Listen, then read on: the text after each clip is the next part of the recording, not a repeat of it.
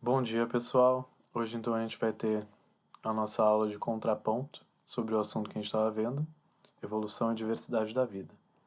A gente vai explorar juntos a história do pensamento evolutivo, diferenças entre as correntes de pensamento, confusões do senso comum sobre evolução e as evidências que mostram que as espécies se modificam ao longo do tempo e são aparentadas.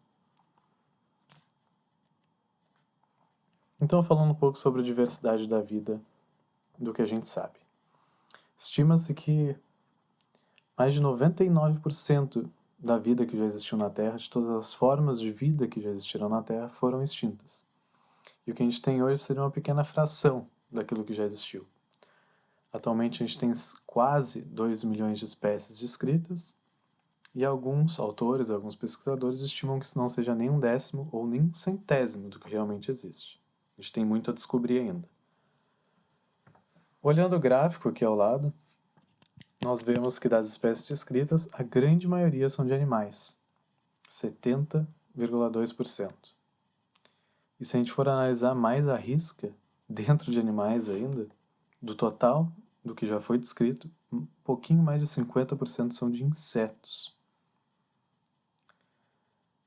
Plantas formando depois um pouquinho mais de 20%, fungos 7,5%, algumas algas diatomáceas e outras formas de vida que estão incluídas no reino cromista, um pouquinho mais de 1%, as bactérias é 0,6%, e aqui a gente abre um parênteses. Muitos autores dizem que não são, obviamente, os animais que formam a maioria das espécies do planeta, e sim as bactérias.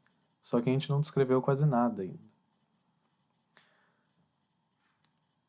E a grande pergunta que fica para nós é como é possível existir tanta diversidade?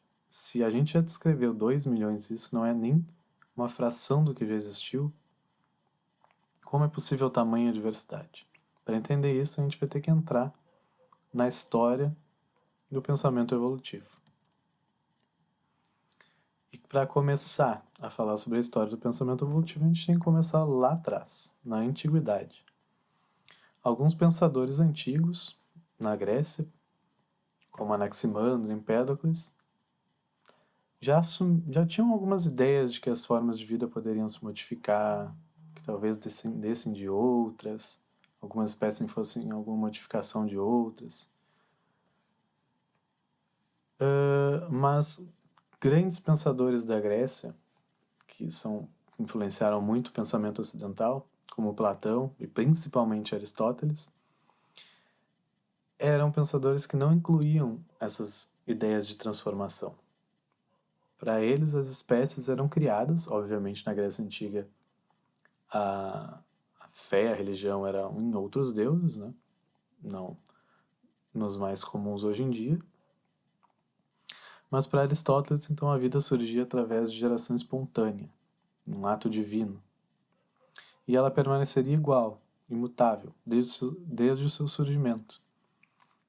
Essa ideia, muitas vezes, é tratada como fixismo, ou seja, uma forma de vida é criada e ela fica fixa pelo restante da sua existência.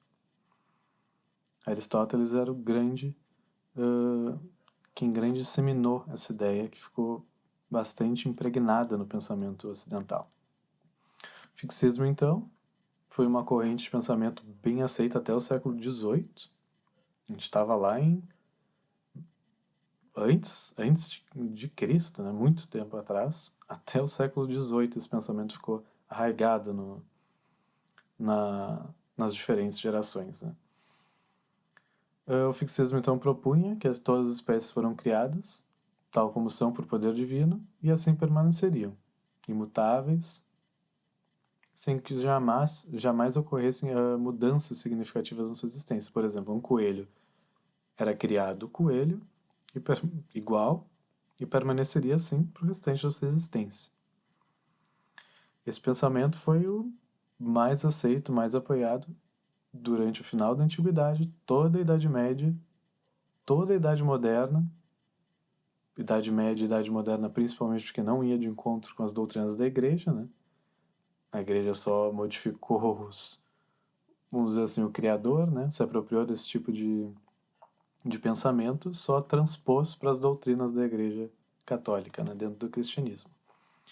E assim, com a ascensão, principalmente do cristianismo no mundo, né? Por causa de Roma e por causa do poder da igreja depois, essas ideias foram difundidas, com muita influência. O criacionismo mais conhecido é baseado no Gênesis bíblico, né? Onde o Deus judaico-cristão teria criado tudo que existe, desde o planeta até os seres humanos e os outros animais. Durante a Idade Média, aí, um pouquinho antes, Santo Agostinho e São Tomás de Aquino, eles incorporaram aquelas ideias fixistas de Aristóteles nos seus pensamentos, dentro do cristianismo. E por que fazia sentido as espécies serem fixas? Porque tudo que Deus criava seria perfeito, então não necessitaria mudar. Outros povos, né, durante toda a história humana, também tiveram versões de criação, mas a maioria hoje em dia é considerada ou mitologia ou uma cultura local.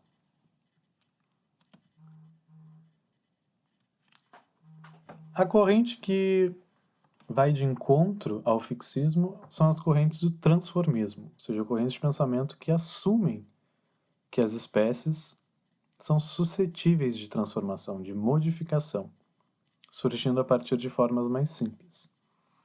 Diversos pensadores durante a história defendiam, aceitavam que as espécies se modificavam, desde a Grécia Antiga, em outras culturas, como no Oriente Médio, na China. Mas nenhum desses pensadores formulou uma hipótese ou ideias fortes o suficiente para criarem uma teoria.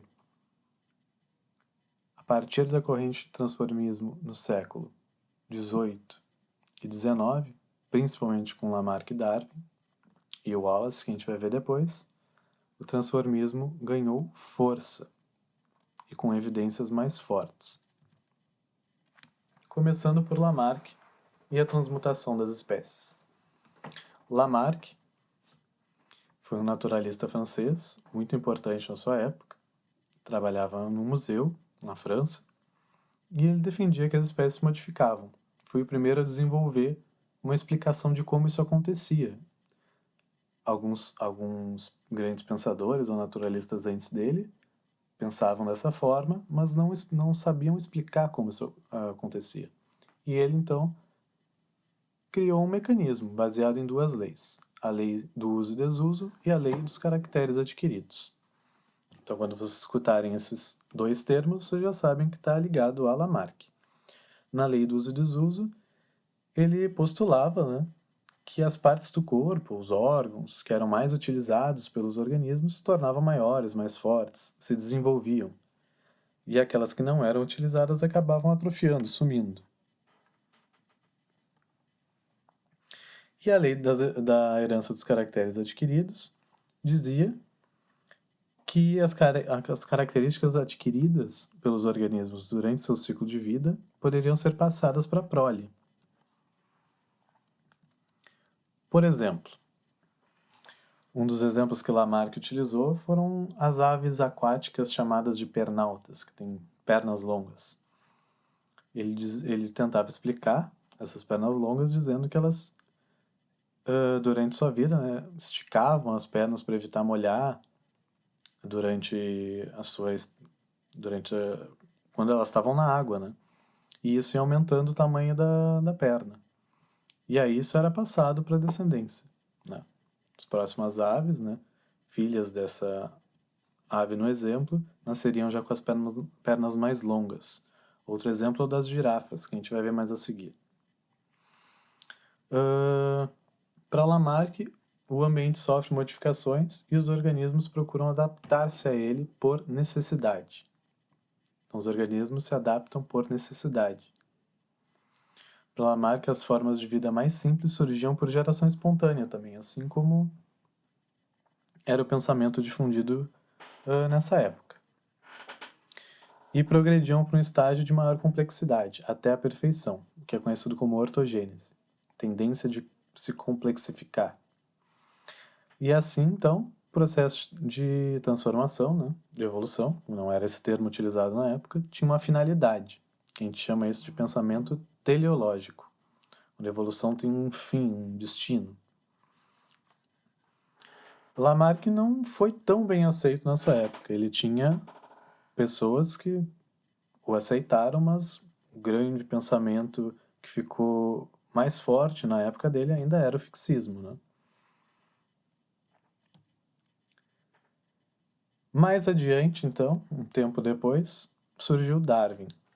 Darwin foi um naturalista britânico, um grande pensador, e as ideias dele revolucionaram o campo da história natural. Darwin primeiro entrou na faculdade de medicina, né? Não se formou, não gostou. Ele não tinha muito agrado por sangue. Depois ele se formou em, em teologia, né? Na época, as pessoas que estudavam ensinos de igreja, assim, eram os pesquisadores da época. Mendel era assim também.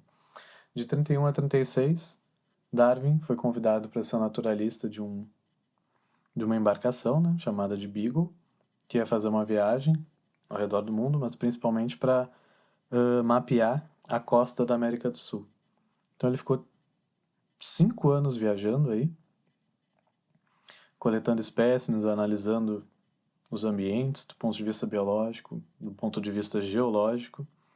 Ele é considerado o pai da biologia moderna, porque a teoria que ele criou conseguiu unificar diversas áreas da biologia, das ciências naturais na época, né, que não se comunicavam, ajudando a fundar a biologia como um campo de conhecimento. E por isso que é dito da evolução que nada em biologia faz sentido exceto a luz da evolução, uma frase dita por Dobzhansky, um grande geneticista aí do século XX. Porque a evolução tem esse caráter de eixo unificador das áreas da biologia. Falando um pouco então sobre a viagem.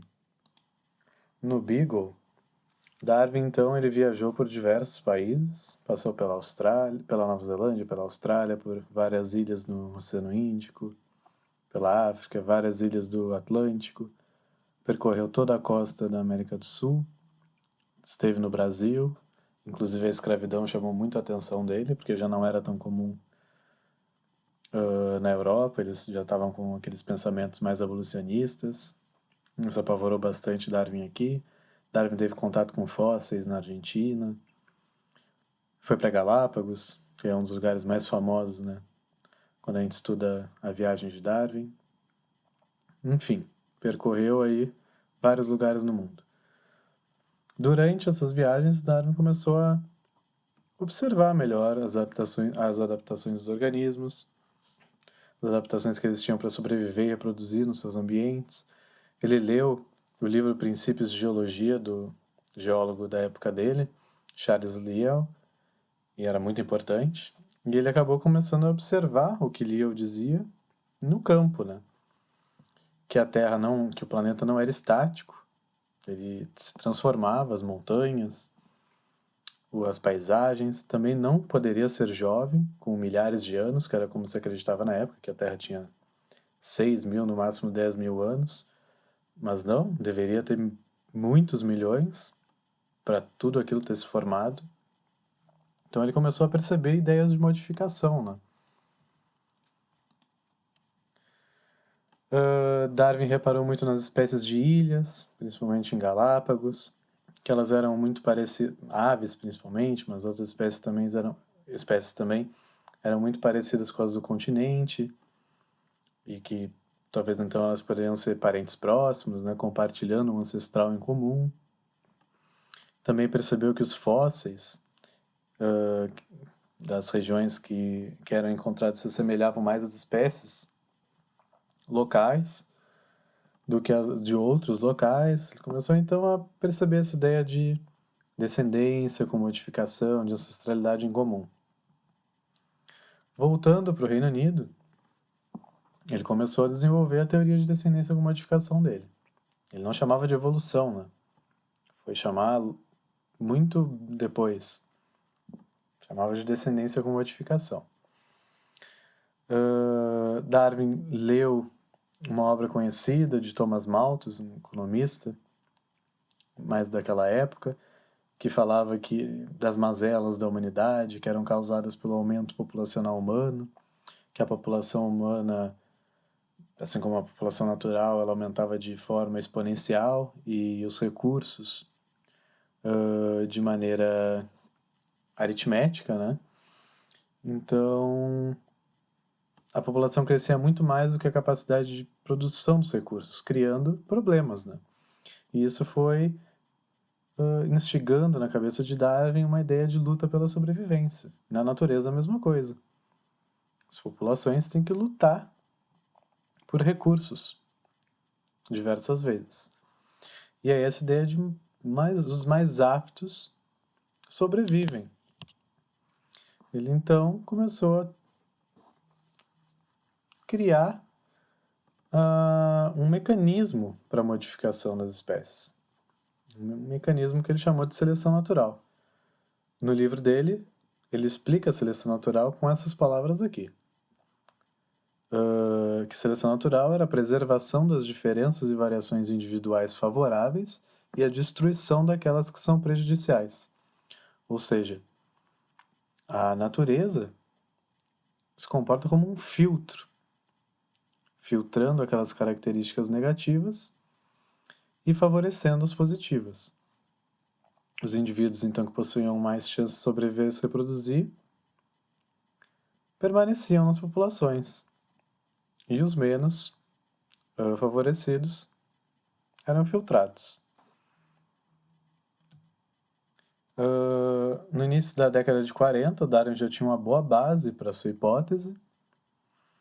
Escreveu de várias anotações, organizou as ideias, ensaios, na metade de 1840 para 44, mas ele não publicou. Ele tinha muito receio do que as ideias dele poderiam causar, porque elas iam de encontro com o pensamento atual e, principalmente, divergiam contra as ideias da igreja, né?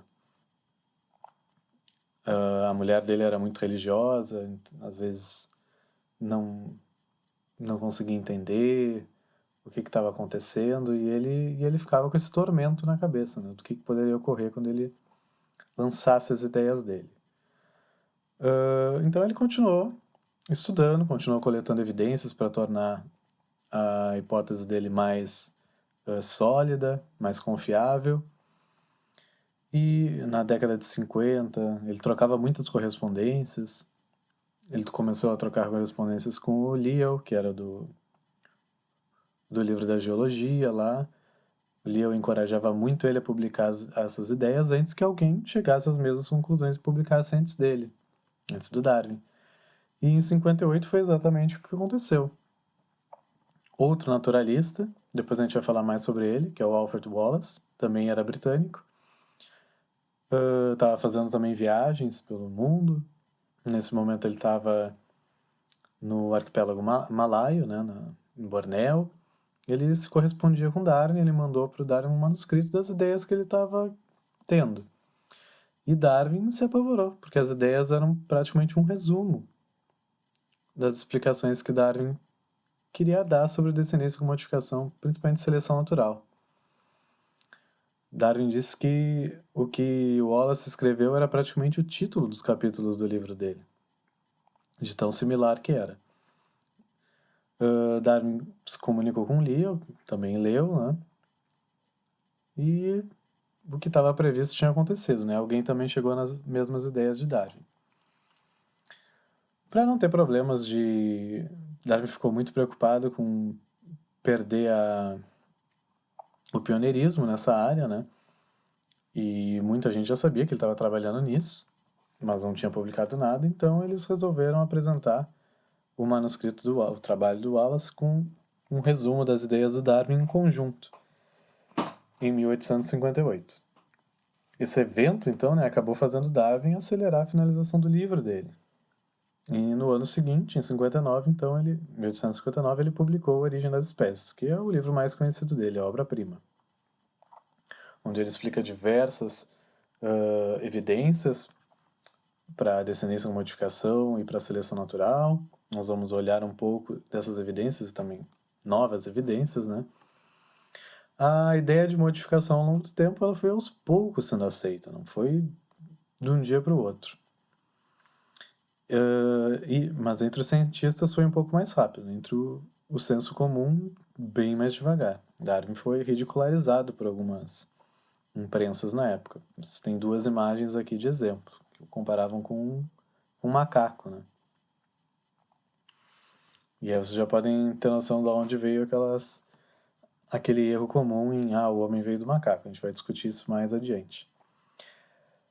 A teoria da seleção natural, entretanto, não teve tanta aceitação assim. Ela foi ter aceitação mais em meados do século XX.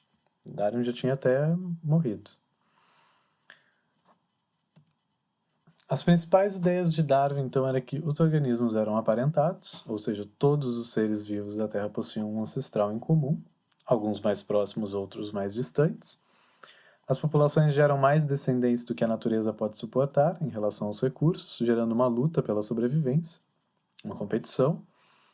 Existe variação entre os indivíduos de uma população e aqueles mais aptos, que seriam aqueles com características mais vantajosas, têm maior chance de sobreviver e se reproduzir.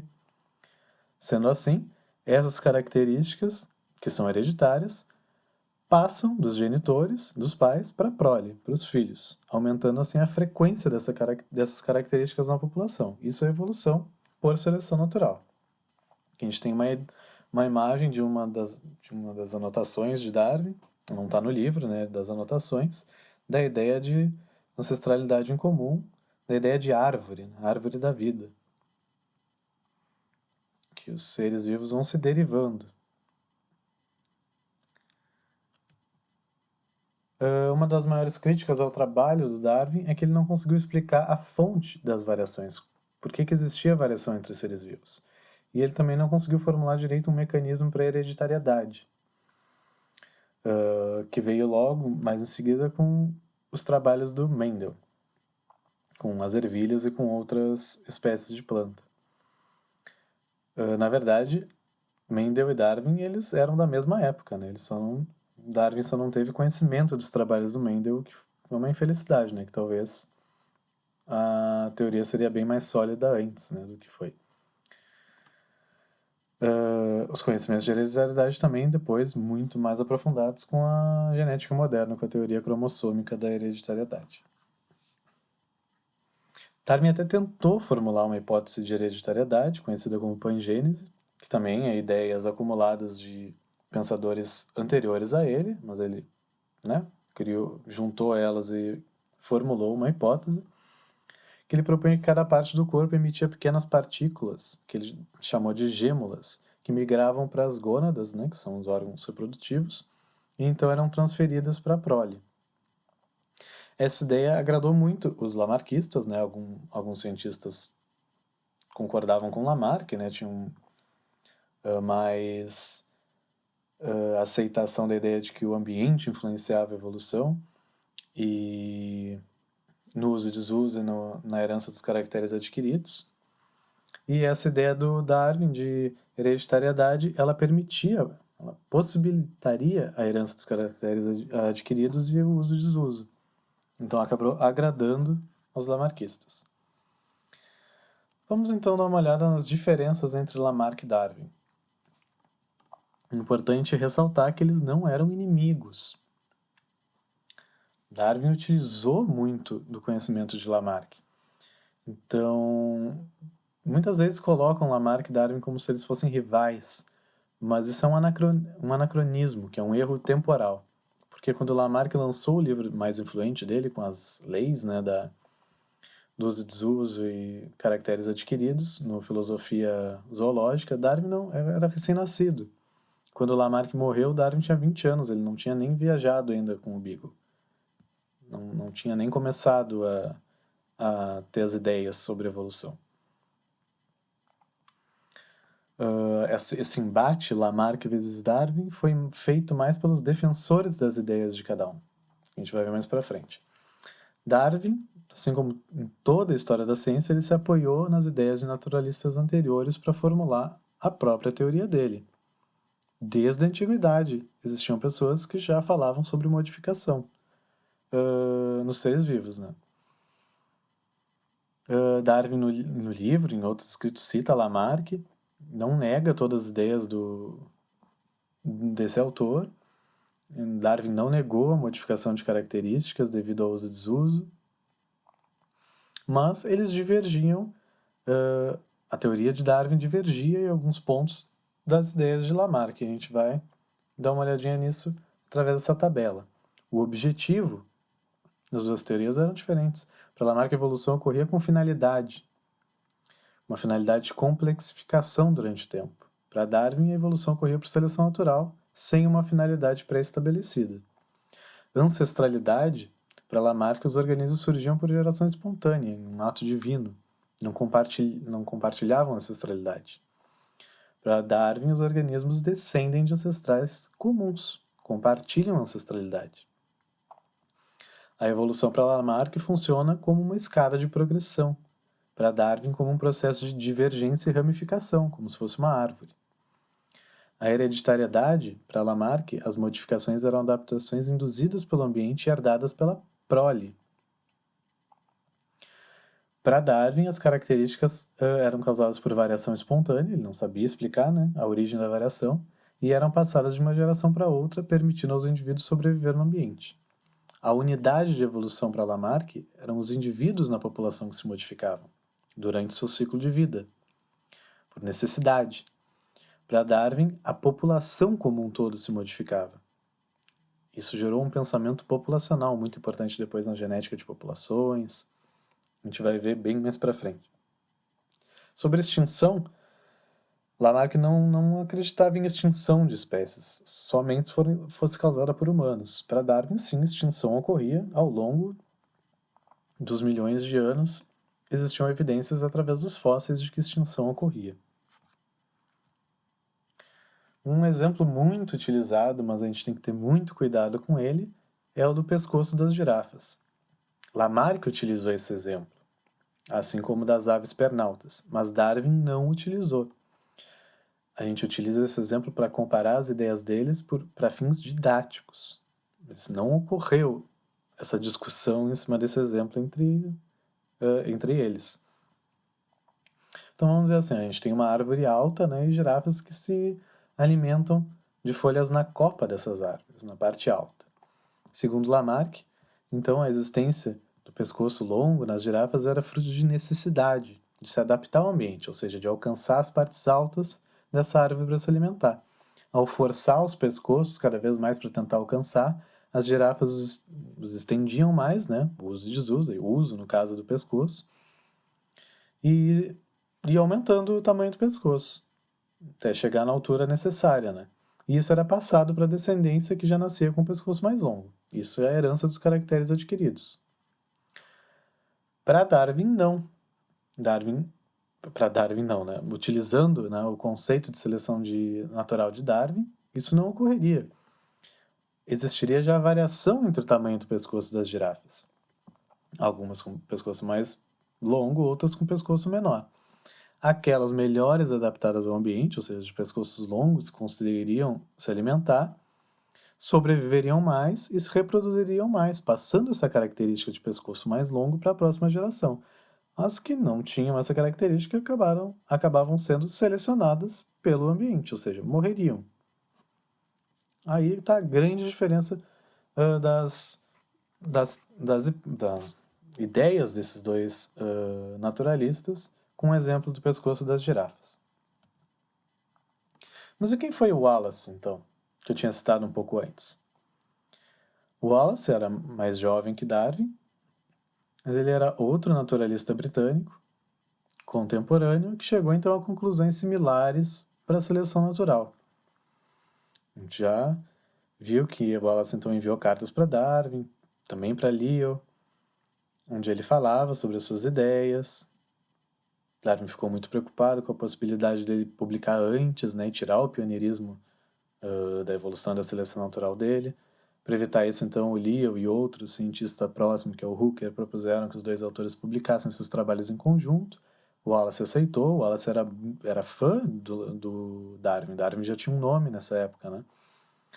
Esse evento, então, fez o Darwin acelerar o processo de finalização da origem das espécies, que ele publicou no ano seguinte.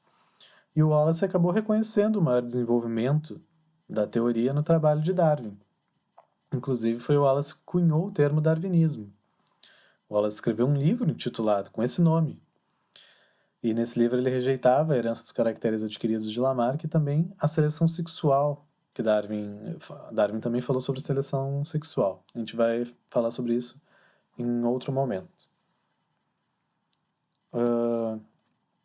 Inspirado então em viagens de outros naturalistas, bem como a de Darwin, o Wallace também, né, viajou então, veio ao Brasil, foi na Amazônia, foi na Malásia, né, no Bornéu, fez várias pesquisas lá, chegando às conclusões parecidas de Darwin. Ele também leu o ensaio de Thomas Malthus sobre o aumento populacional e o aumento dos recursos, que eram diferentes proporcionais. O Wallace ficou muito conhecido como o pai da biogeografia, porque ele escreveu muito sobre a distribuição geográfica e geológica das espécies. Ele escreveu muitos livros, muitos artigos, ficou muito reconhecido também. Ele escreveu sobre a evolução humana antes de Darwin. Mas sobre a teoria da evolução ele acabou ficando como secundário. Mas ele é muito importante, a gente tem que reconhecer isso. Mais para o final, assim, da vida, o Wallace voltou seus estudos para o espiritismo, uma coisa totalmente diferente, né? Mas então esse é o Wallace, que também chegou a pensamentos muito próximos de Darwin. E é um co-desenvolvedor da seleção natural.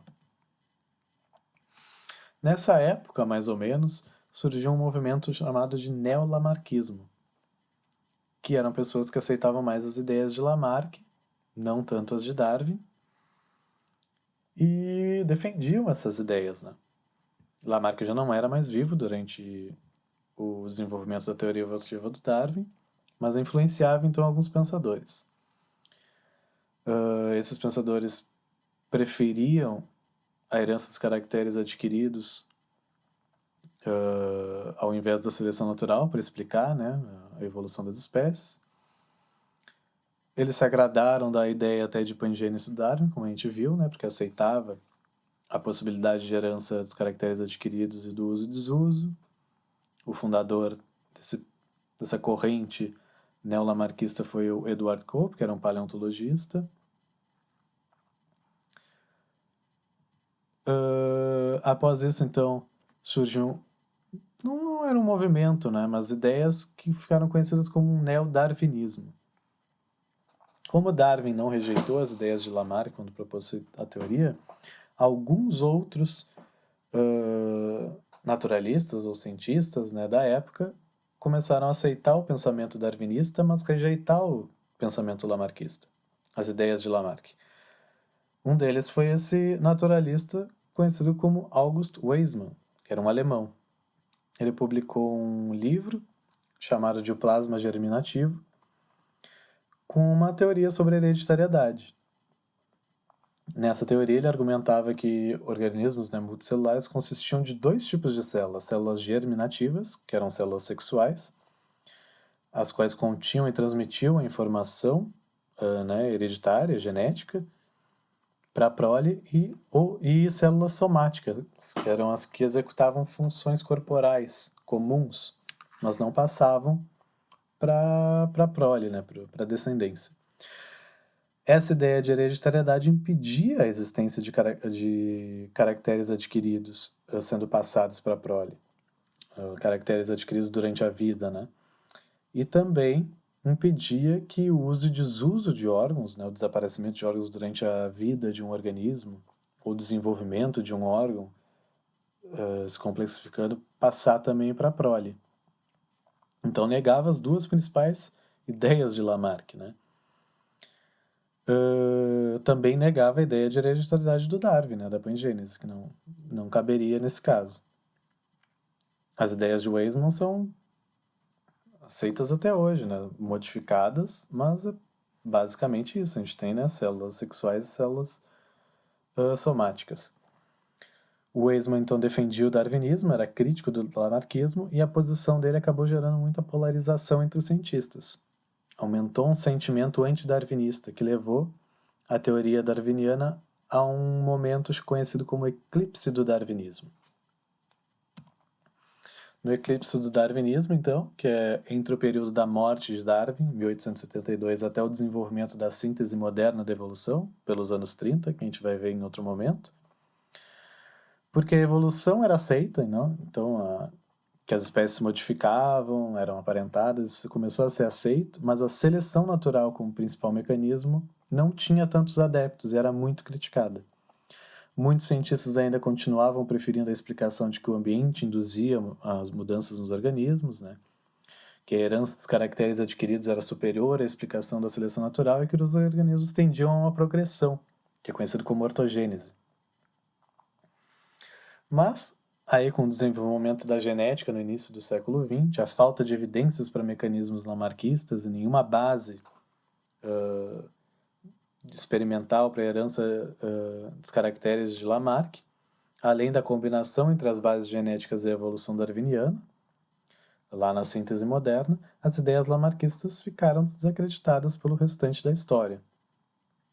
O eclipse então chegou ao fim com o desenvolvimento da síntese moderna, que a gente vai ver em outro momento, que é quando a gente une a teoria de Darwin com as bases genéticas de Mendel e a teoria cromossômica da herança, desenvolvendo também a genética de populações.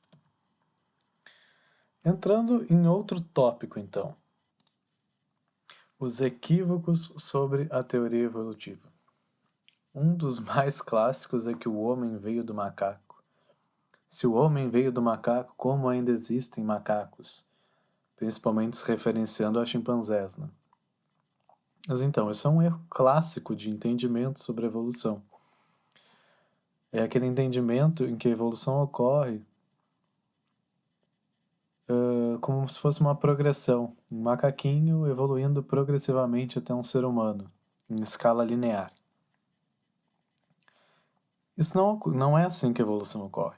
A evolução ocorre através de processos de anagênese e cladogênese.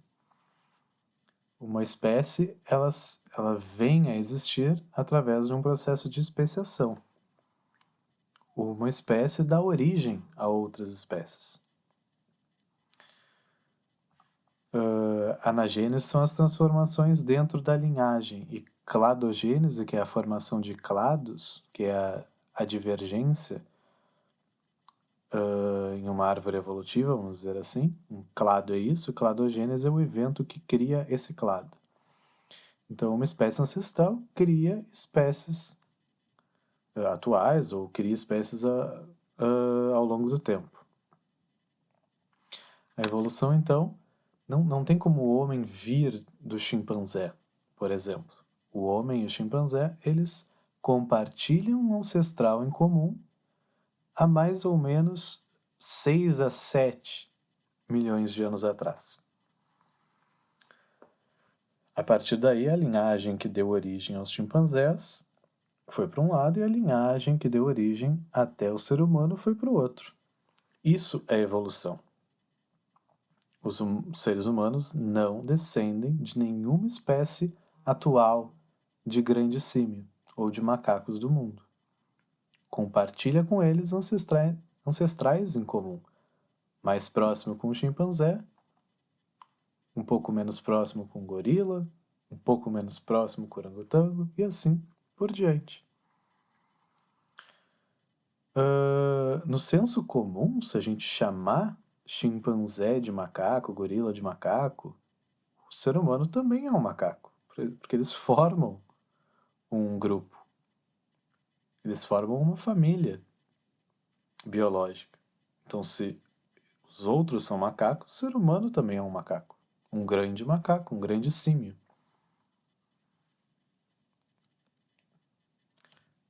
O próximo equívoco é que a evolução é só uma teoria.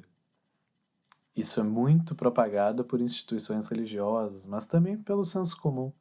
A evolução é só uma teoria, como se teoria fosse uma ideia, um palpite, uma opinião. Mas não, teoria dentro do campo científico é o mais alto grau de explicação. Uma teoria ela necessita de uma ou pelo menos de pelo menos uma ou diversas hipóteses corroboradas, testadas, né? Formando aí um pilar de sustentação, que são as evidências para essa teoria. Continuar sendo a explicação para determinada observação natural. Ela tem que resistir aos testes científicos impostos durante o tempo e ao avanço tecnológico, né? Quando existe avanço tecnológico, existem novas pesquisas, novas experiências que podem ser feitas que podem acabar derrubando uma teoria. A evolução biológica ela resistiu a todos os testes feitos durante o tempo, desde a sua existência, e continua sendo a melhor explicação científica para a diversidade da vida na Terra, de como surge a diversidade de vida na Terra. Ela é considerada um fato, uma lei e uma teoria. É importante frisar também que algumas pessoas dizem assim: se a teoria evolutiva fosse realmente verdadeira e tal, ela seria uma lei. Mas isso é um desconhecimento de como funciona a ciência. Leis científicas e teorias científicas têm papéis diferentes dentro da ciência. Leis científicas, elas descrevem um fenômeno natural, normalmente por fórmulas matemáticas, por exemplo, a lei da gravitação universal, que é uma fórmula matemática, ela não explica o que é a gravidade, como funciona a gravidade, ela só descreve a gravidade de forma matemática. O que foi explicar a gravidade foi a teoria da relatividade de Einstein depois. A evolução, ela explica a diversidade da vida na Terra. Ela explica os mecanismos que tornam possíveis a diversidade. Ela explica que as espécies se modificam ao longo do tempo. Então, o papel da teoria é explicar. O papel da lei é descrever. Outra coisa que é bom frisar, já que a gente está falando em ciência, né, é que qualquer coisa em ciência pode ser refutada à luz de novas pesquisas e novas evidências. Hipóteses, teorias, leis, tudo pode ser refutado. Não existe verdade absoluta no campo científico. A evolução biológica, ela não está em crise e ela é uma ciência muito bem desenvolvida. Se surgissem evidências que contrapossem ela, aí sim a gente começaria a poder discutir se ela continua sendo a melhor explicação para o que ela é. Mas ainda não surgiram. O que pode ocorrer e ocorre dentro do campo de pesquisa da evolução biológica são revisões de algumas partes, atualizações, por causa de novas pesquisas, por causa do surgimento de novas tecnologias. É isso que pode ocorrer, então. E o próximo grande equívoco é que eu não posso aceitar a evolução por causa da minha religião, ou religião e evolução não tem como acreditar num e aceitar o outro, por exemplo.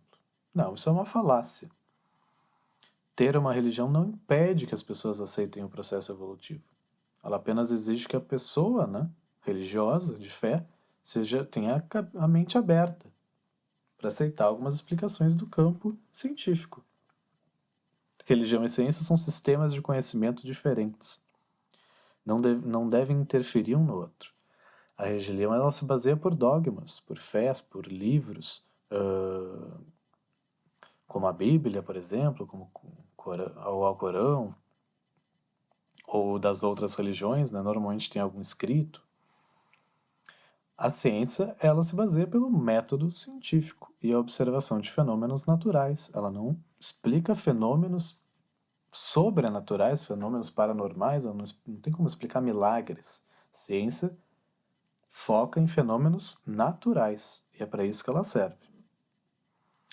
A maioria das pessoas que tem religião, isso inclui os cientistas, a maioria das pessoas, aliás, tem uma religião, né? Isso inclui os cientistas, mas diversos deles têm a sua fé e conseguem compreender e aceitar a evolução biológica.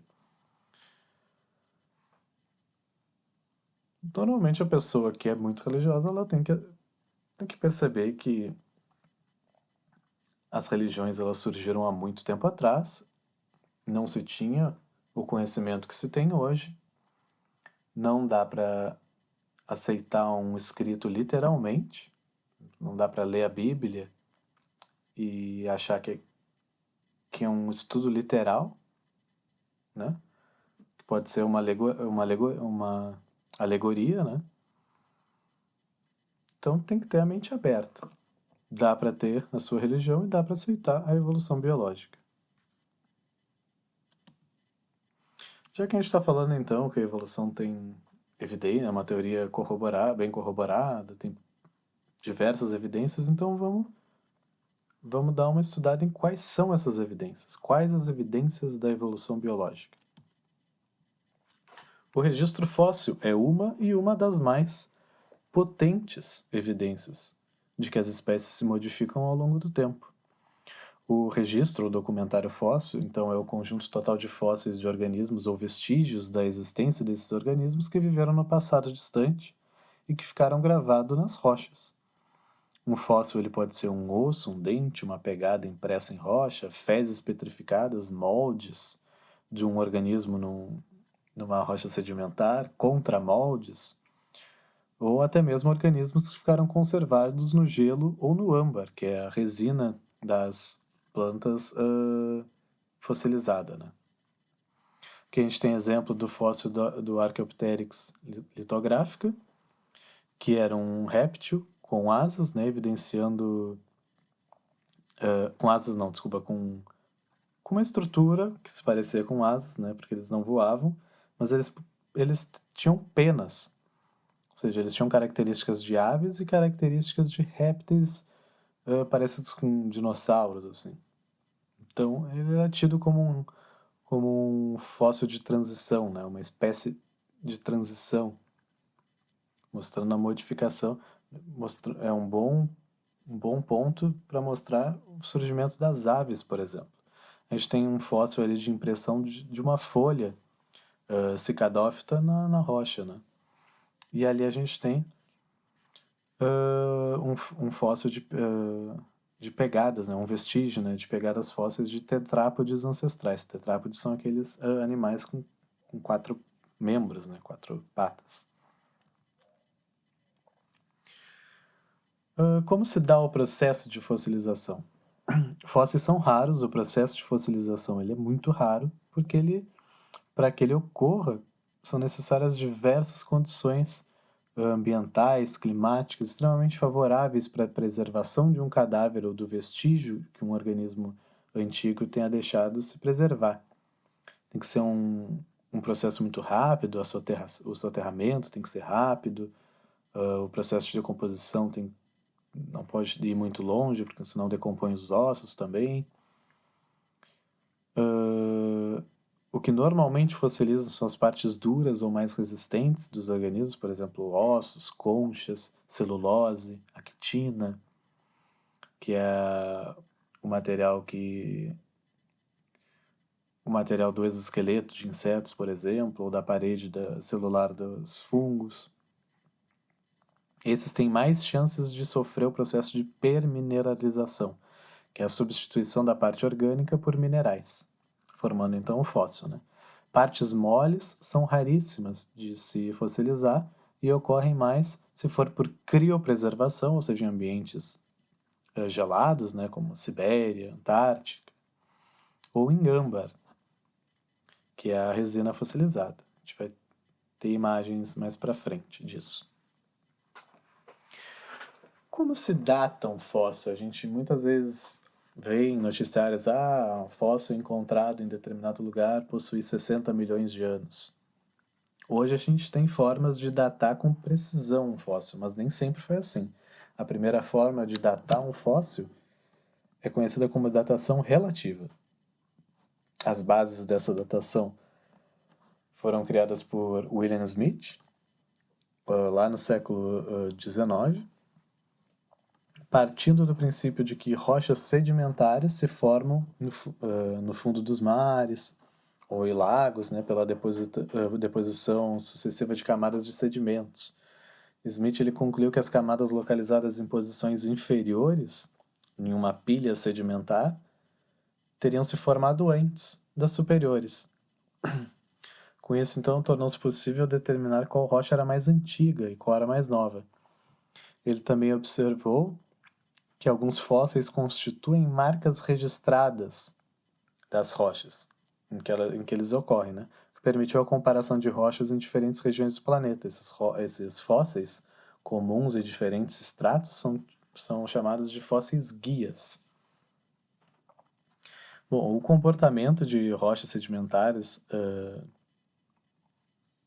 não é tão bonitinho assim, empilhadinho como a gente está vendo nessa imagem aqui. Pode ter descontinuidades, pode uma rocha sedimentar ir cortando as outras por processos de tectônica de placas, por processos de erosão, por processos de não deposição de rochas sedimentares mais novas.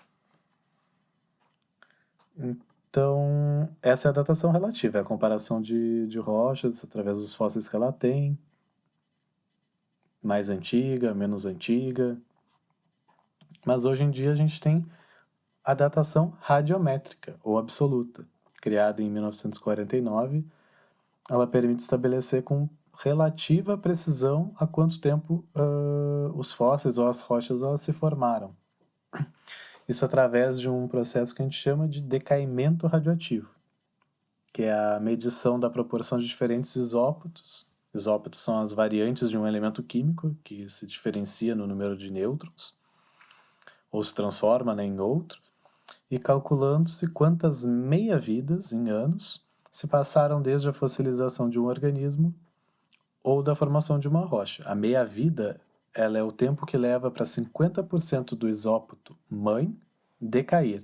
Por exemplo, o isópoto do carbono 14, ele decai a uma taxa constante para nitrogênio 14. E a meia-vida desse isótopo mãe é de 5.730 anos. Ele é excelente para datar fósseis não tão antigos, de até 60 mil anos. Documentos são datados por carbono 14, animais, fósseis não tão antigos.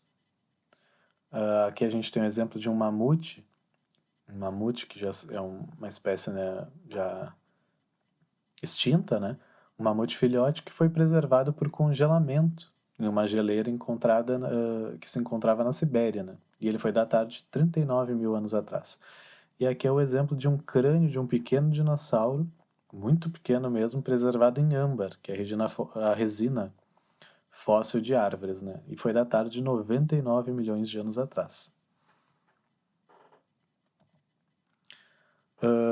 Para datações mais antigas, outros elementos são utilizados. Por exemplo, o urânio 238, ele tem uma meia-vida de 4,5 bilhões de anos, decaindo para o chumbo 206. Esse elemento foi utilizado para datar rochas lunares e também para a gente conseguir chegar na idade da Terra, né? A Terra tem por aí 4,6 bilhões de anos. O potássio 40 tem uma meia-vida de 1,4 bilhões de anos, decaindo para o isótopo filho, que é o argônio 40. Pode ser utilizado para datar rochas e fósseis mais novos, né, que é a idade da Terra. E tem outros elementos que são utilizados também. Aqui a gente tem só uma imagem exemplificando o tempo de meia-vida, né, por exemplo, do potássio. Os isótopos, né, são elementos mais instáveis, então eles emitem radiação. E é por causa disso que se é possível, né, fazer essa datação radiométrica.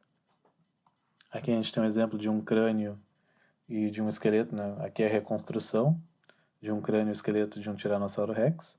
O original é datado de aproximadamente 68 milhões de anos atrás. E aqui é uma rocha terrestre, né, da Terra encontrada na Lua, datando de mais ou menos 4 bilhões de anos atrás.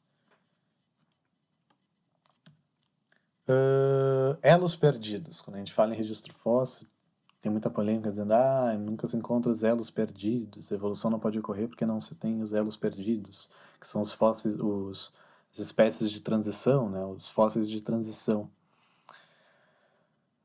Mas o registro fóssil não é algo completo. A gente nem espera que ele seja completo. A gente não espera encontrar todas as espécies que já existiram no mundo. Porque, primeiro, a maioria dos organismos não fossilizam. A gente já viu que o processo de fossilização ele é raro. E mesmo aqueles que fossilizam são raramente encontrados na natureza pelos humanos. A gente tem que escavar, fazer escavações, né? Isso é muito difícil. A maioria dos fósseis não são encontrados também. Mas os que já foram encontrados oferecem muitas possibilidades para o estudo da evolução das espécies ao longo dos milhares e milhões de anos. Nós termos fósseis é uma dádiva para a ciência.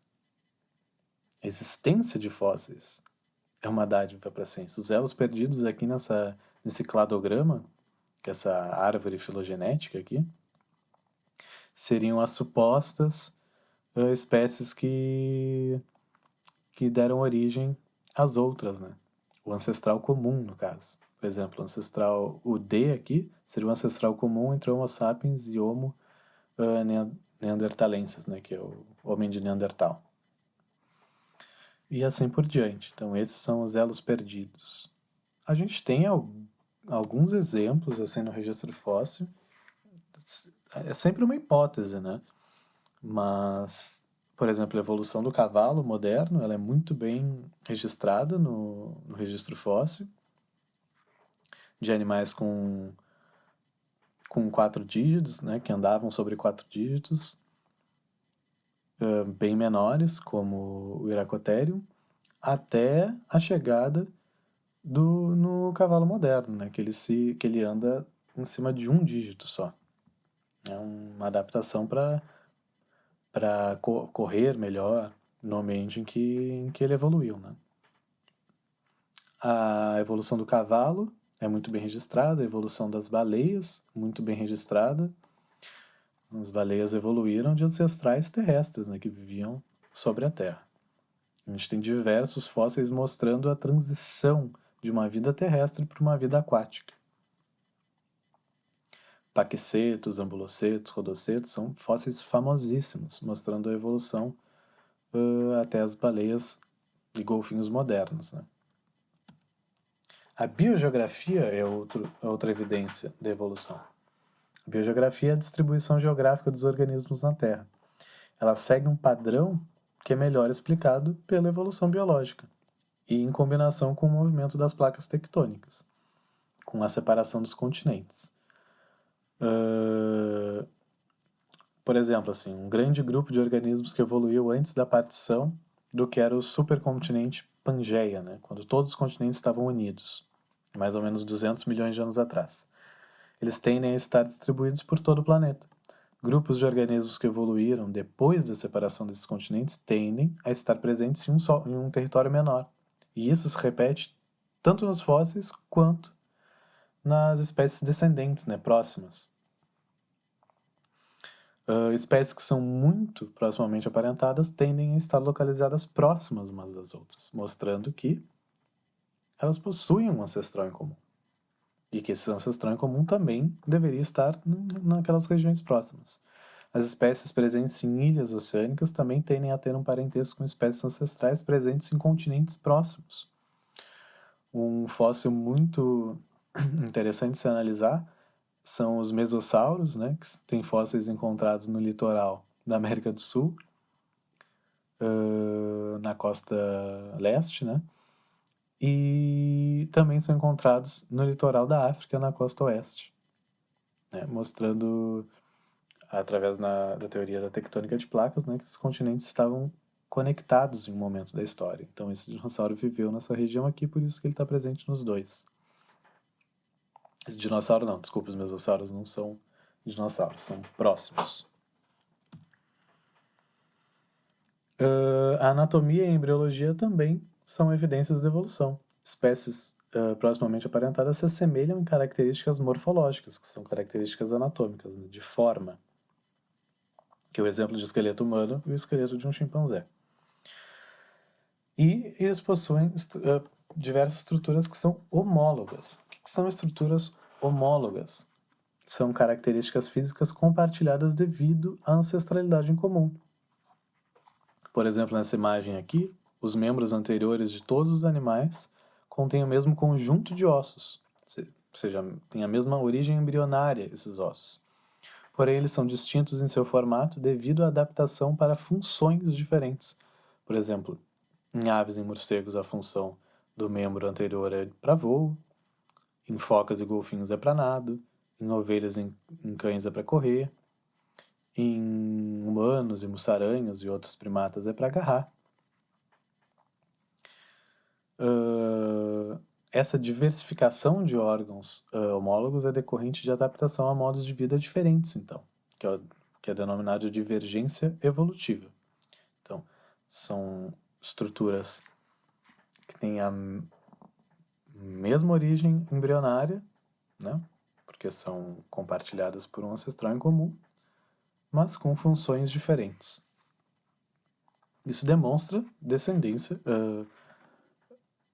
com modificação. Por exemplo, o mesmo conjunto de ossos, todos os animais compartilham, esses animais, no caso, né, compartilham, mas com modificações no seu formato por causa da funcionalidade. Isso pode ocorrer de outra forma também. Órgãos com funções semelhantes tendem a ter origem embrionária diferentes em grupos pouco aparentados.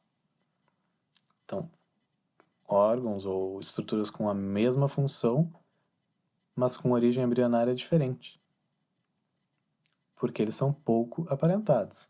O exemplo disso é a asa de um inseto e a asa de uma ave. São estruturas para a mesma função, mas completamente diferentes. Na asa do inseto a gente tem quitina, né?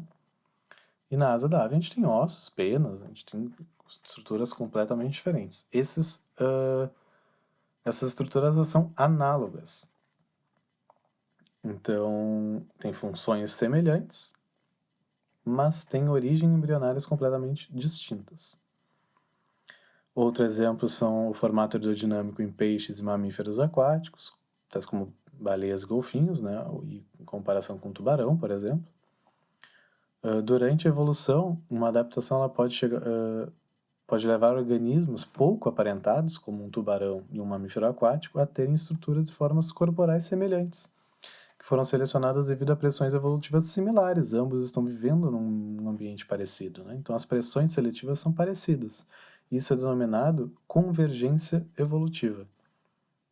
Então, quando organismos têm estruturas semelhantes, com origem embrionária distinta, são parecidos por convergência evolutiva, porque eles sofreram pressões evolutivas similares. Também é uma evidência de evolução. A embriologia por si só também.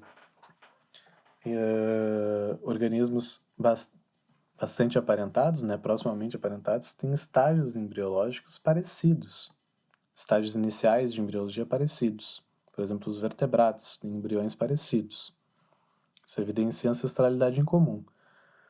Esse desenho aqui foi feito por Haeckel, né, que estudou a comparação dos embriões, mas Haeckel deu uma forçada nos desenhos, né? Ele fez os embriões se parecerem mais do que se pareciam na realidade, dizendo que a ontogenia recapitulava a filogenia, ou seja, o desenvolvimento de um organismo no início, né, recapitularia sua história evolutiva. Mas isso acabou sendo um escândalo, né, porque ele forçou demais nos desenhos. Mas isso ocorre de fato, não tão parecido, mas ocorre quando os organismos são proximamente aparentados, os embriões também acabam sendo aparentados. Parecidos, desculpa. Estruturas vestigiais também são evidências de evolução. Por exemplo, o cóccix humano é um vestígio de cauda, né? Um ancestral mais antigo, que possuía cauda. A gente ainda tem, então, um vestígio de cauda. O apêndice humano também é um órgão vestigial, né, mais atrofiado e sem uma função muito evidente. Até tem discussões sobre possíveis funções imunológicas e tal, não se tem completa certeza, mas no ser humano é um órgão vestigial. Num coelho, por exemplo, não. Tem uma função muito importante na degradação, na digestão da celulose. Os órgãos pélvicos em baleias, né? Baleias não têm membros posteriores. Tem uma estrutura tipo cauda para nado, né? Mas elas possuem ossos vestigiais de uma antiga pelve, né? Remetendo a um ancestral terrestre que andava em quatro patas, né? Um ancestral quadrúpede. Então, a estrutura vestigial são determinados órgãos que desempenham funções semelhantes a certas espécies por ter origens embrionárias. Não, essa parte aqui tá errada. Esqueçam isso daqui. Um órgão vestigial, então, é um órgão que não possui mais a sua função original. Outra evidência da evolução é a biologia molecular e a genética. E aqui a gente tem grandes evidências de ancestralidade em comum. Por exemplo, toda a vida na Terra possui um material genético baseado em DNA. Seu material genético de hereditariedade é o DNA. Toda a vida na Terra possui um código genético, que é a relação entre as sequências de bases de DNA e a sequência correspondente de aminoácidos, né, que vai formar lá a proteína depois, igual ou extremamente similar. Toda a vida na Terra segue o mesmo padrão de expressão gênica, seguindo o que a gente chama de dogma central da biologia molecular, que é DNA sendo transcrito para RNA mensageiro e o RNA mensageiro sendo traduzido para aminoácidos que vão formar proteínas, né? Isso ocorre em todos os seres vivos do planeta. Toda a vida na Terra possui basicamente os mesmos componentes essenciais, podendo variar na quantidade: água, proteínas, lipídios, glicídios e ácidos nucleicos. E a homologia dos genes, que é o mesmo gene em espécies diferentes, né, com possíveis modificações pontuais, mas com a mesma função, existindo em espécies diferentes. Isso é exemplo de ancestralidade em comum. Por exemplo, o gene da insulina presente em humanos também está presente nas vacas, nas galinhas, nos chimpanzés, dentre outros. É um gene tão presente em diversas linhagens de vertebrados, né? Incluindo aí mamíferos e aves. Os humanos, se a gente comparar o DNA inteiro, né, dos humanos e dos chimpanzés, eles têm pelo menos 96% de similaridade. E eles são as espécies vivas mais proximamente aparentadas, né? Os chimpanzés de humanos e humanos de chimpanzés. Humanos compartilham 90% do seu DNA com camundongos, 60% com bananas. E isso vai sendo cada vez mais diferente quanto mais distante for o parentesco entre as espécies, né? A seleção artificial, muito utilizada por Darwin para defender a seleção natural, né, como uma evidência, é uma grande evidência de seleção natural. É uma das maiores, na verdade. A seleção artificial é a seleção de características, né, em plantas ou animais, feitas pelos seres humanos. A seleção artificial produz em pouquíssimo tempo uma grande variedade nos seres vivos, uma grande modificação. Então, se a seleção artificial em pouco tempo faz isso, imagina quanto a seleção natural pode fazer em milhares e milhões de anos, em bilhões de anos. Muito, né? Aqui a gente tem um exemplo da mostarda selvagem, que dependendo para o que ela for selecionada, né, qual a característica que for selecionada, ela tem uma variedade diferente. Por exemplo, se a seleção for para em flores e talos, a gente tem o brócolis. No cacho das flores, a gente tem a couve-flor. Na gema terminal, que é uma parte da planta, a gente tem o repolho. Se for na gema lateral, a gente tem a couve de Bruxelas. Se for nas folhas, a gente tem a couve de folhas. Se for no talo, a gente tem a couve rábano, ou kohlrabi, né? Então, olha só, dependendo da forma que a seleção artificial for feita, a gente tem uma grande variedade de vegetais partindo da mostarda selvagem. Isso ocorre também naturalmente. Aqui a gente tem, né, então a força da seleção natural pode ser observada através da seleção artificial. Aqui a gente tem o exemplo da banana selvagem, de como era a banana na natureza, né, sem a ação humana, e como ela é agora. A gente selecionou semente, tamanho, um monte de coisa para a gente ter a banana que a gente tem hoje. E outro grande exemplo são as raças caninas, os pedigrees caninos, que existem acho que centenas, se eu não me engano, um pouco mais, e foram a maioria produzidas em 120 anos, um piscar de olhos para um tempo evolutivo. A gente está falando de possibilidade de bilhões de anos de evolução. Se em 120 anos a gente tem a produção de praticamente todas as raças caninas, imagina o que a seleção natural não pode fazer ao longo de milhões e bilhões de anos, né? A adaptação dos organismos ao ambiente também é uma evidência de evolução. As adaptações dos organismos elas podem parecer perfeitas aos olhos humanos, porém são frutos de milhares de anos de evolução por seleção natural, e por isso que elas parecem perfeitas. As raposas do Ártico, por exemplo, nesse exemplo aqui, elas mudam de pelagem de acordo com a estação do ano. Elas ficam mais amarronzadas no verão, onde o ambiente também tem mais ou menos essa coloração, e esbranquiçadas completamente no inverno, onde neva nessas regiões, né? Então o ambiente fica uma cor mais branca, né, de neve. Isso é uma adaptação decorrente de seleção natural. A seleção natural, então, favoreceu essa característica de mudar a cor da pelagem com a mudança da estação, porque nos ancestrais dessas raposas se camuflavam melhor, tanto para caçar quanto para fugir de predadores, porque a coloração é parecida com a do ambiente, né? Camuflagem. Quanto mais parecido com o ambiente, mais chance de sobreviver e reproduzir e passar essa característica adiante. Algumas lagartas também, como o exemplo aqui dessa lagarta do gênero Emeroplanes, elas mimetizam na parte terminal do abdômen a cabeça de serpentes.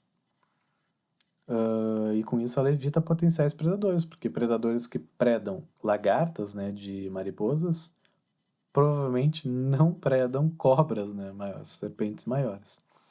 Essa característica de se parecer com uma serpente foi selecionada ao longo das diversas gerações até ter esse aspecto que parece perfeito, né?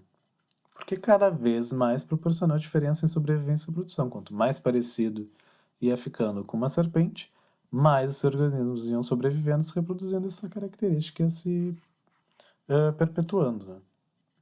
Dando esse dando essa impressão de que é uma perfeição que foi desenhada, que foi feita. Mas não, são milhares de anos de seleção. Bom, a gente viu então a história do pensamento evolutivo, diferenças entre algumas correntes de pensamento, lamarquistas e darwinistas. A gente viu alguns equívocos sobre a evolução e a gente viu as evidências da evolução. Eu deixei uma chart para vocês, uma comparação humorística, né, entre Darwin e Deus. Bons estudos para vocês aí. Pesquisem fontes alternativas de informação sobre esse assunto, confiáveis, né? Poderíamos falar mais sobre esse tema, poderia ter uma aula só sobre Darwin, mas a gente não tem tempo para isso, né? Então é isso, pessoal. Bons estudos e até o nosso próximo assunto.